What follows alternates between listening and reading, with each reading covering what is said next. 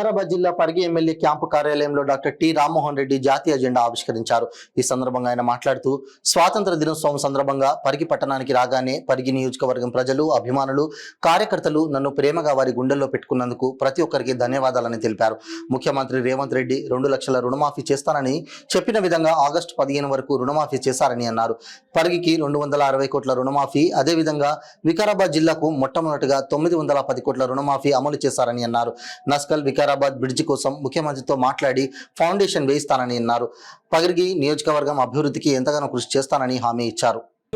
మన స్వాతంత్ర దినోత్సవం సందర్భంగా పరిగి పట్టణానికి రాగానే రాత్రి నేను ఎయిర్పోర్ట్లో 2 గంటలకు 3 గంటలకు ల్యాండ్ కాగానే పెద్ద ఎత్తున పరిగి నియోజకవర్గ నాయకులు, అభిమానులు, కార్యకర్తలు నన్ను రిసీవ్ చేసుకొని వాళ్ళ గుండెల్లో పెట్టుకొని ఈరోజు అడుగడుగున అంగడిచి టెంపుల్ నుంచి ఎక్కడికి వచ్చినా సరే స్వాగతం పలుకుతూ మన క్యాంప్ ఆఫీస్ వరకు కూడా పెద్ద ఎత్తున ర్యాలీ తీసినందుకు కాంగ్రెస్ పార్టీ నాయకులకు, కార్యకర్తలకు అందరూ కూడా ఈరోజు మన స్వాతంత్ర దినోత్సవ శుభాకాంక్షలు తెలియజేస్తూ ఈరోజు ఒక సుదినం. రైతులందరూ కూడా మన గౌరవ ముఖ్యమంత్రి రేవంత్ రెడ్డి గారు 2 లక్షల రూపాయల వరకు రుణమాఫీ చేస్తా అని చెప్పడం జరిగింది. చెప్పిన మాట నిలబెట్టుకొని మొట్టమొదట 1 లక్ష రూపాయలు, ఆ తర్వాత 1,50,000, ఈ రోజు 2 లక్షల రూపాయలు. దగ్గర మన నియోజకవర్గానికి, పరిగి నియోజకవర్గానికి 260 కోట్ల రూపాయలు మాఫైనాయి. 200 అందరాలే చెప్పాలి, మీరు ప్రతి ఊళ్ళో చెప్పాలి. 260 కోట్ల రూపాయలు కేవలం పరిగి నియోజకవర్గానికి మాఫైనాయి. ప్రతి పల్లెలా ₹1 కోటి నుంచి స్టార్ట్ చేస్తే పెద్ద పల్లెల్లో 4-5 కోట్ల రూపాయల వరకు కూడా మాఫ్ అయిపోయినాయి. మన జిల్లా లోపల 910 కోట్ల రూపాయలు మాఫ్ అయిపోయినాయి. వికారాబాద్ జిల్లా లోపల 910 కోట్ల రూపాయలు మాఫ్ అయినాయి. ఇంతవరకు చరిత్రలో ఎప్పుడు కూడా మన నియోజకవర్గానికి 260 కోట్లు కానీ, మన జిల్లాకు 910 కోట్లు కానీ ఎప్పుడు కూడా మాఫ్ కాలే.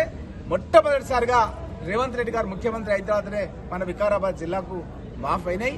కాబట్టి ఏదైతే మనం 6 పథకాలు చెప్పినామో, మన రాష్ట్రాన్ని అప్పుల పాలు చేసి సుమారు 7 లక్షల కోట్ల రూపాయలు అప్పు చేసి ఇప్పటివరకే ఒక 50,000 కోట్ల రూపాయలు మిత్తి కూడా కట్టాం దాని మీద.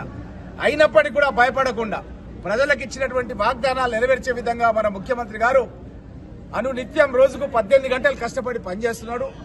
ఆ విధంగా అన్ని కూడా పథకాలు పూర్తి చేయడం జరుగుతుంది. కొంత ఆలస్యమైనా సరే మన ముఖ్యమంత్రి రేవంత్ రెడ్డి గారిని తీసుకొస్తున్న మన హైదరాబాద్ నుంచి మన్నెగూడ వరకు 4 లైన్ల రహదారి ఫౌండేషన్ కూడా ఇప్పిస్తున్నాం. అదేవిధంగా నేవీ రాడార్ స్టేషన్ సంబంధించిన శిలాఫలకాన్ని కూడా వేయడం జరుగుతుంది. అది 2,500 కోట్ల రూపాయల ప్రాజెక్టు. ఇదే కాకుండా మన నియోజకవర్గ ఆర్ఎన్బి శాఖకు సంబంధించిన చాలా బ్రిడ్జిలు మన పరిగి పట్టణం నుంచి చాలా మంది అడిగేవారు, వికారాబాద్ పోవాలంటే బ్రిడ్జ్ కట్టాలి, మన నస్కల్ బ్రిడ్జ్ కట్టాలంటారు. కాబట్టి అది కూడా ముఖ్యమంత్రి గారితో ఫౌండేషన్ కూడా వేపిస్తా. అదే కాకుండా ఇంకా చాలా ఆర్ఎన్బి రోడ్స్ కూడా డెవలప్మెంట్ 50-60 కోట్ల నుంచి ఆర్ఎన్బి రోడ్లు కూడా శాంక్షన్ కూడా చేయించడం జరుగుతున్న విషయాన్ని కూడా మీకు అందరు కూడా తెలియజేస్తూ, అదేవిధంగా కొందూరుకు పరిగి లక్ష్మీదేవిపల్లి దగ్గర ఇరిగేషన్ ప్రాజెక్టు గురించి కూడా అసెంబ్లీ లోపల ఇరిగేషన్ డిపార్ట్మెంట్ పైన బట్టి విక్రమార్క గారు మాట్లాడుతూ మన లక్ష్మీదేవిపల్లి రిజర్వాయర్ని కొందూరుకు పరిగి లక్ష్మీదేవిపల్లి రిజర్వాయర్ నిర్మిస్తాం అని శాసనసభలో చెప్పించడం జరిగిందన్న విషయాన్ని కూడా మీకు అందరూ కూడా తెలియజేస్తూ, మన నియోజకవర్గానికి వ్యవసాయానికి సాగునీరు వచ్చే విధంగా కృషి చేస్తాం.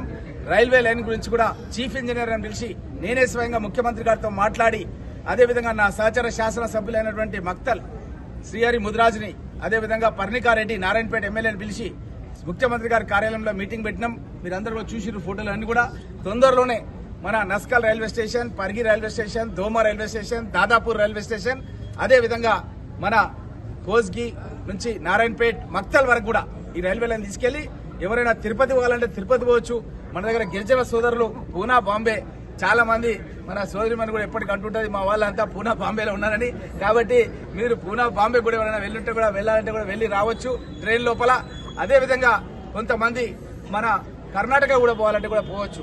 ఈ విధంగా మనకు తక్కువ ఖర్చుతోన చదువుకోవడానికి కూడా హైదరాబాద్ పోయి మనం కాలేజీలలో చదువుకొని రావచ్చు. ఐటీ కంపెనీలో ఉద్యోగం చేసుకొని కూడా మళ్ళీ రావచ్చు హైదరాబాద్.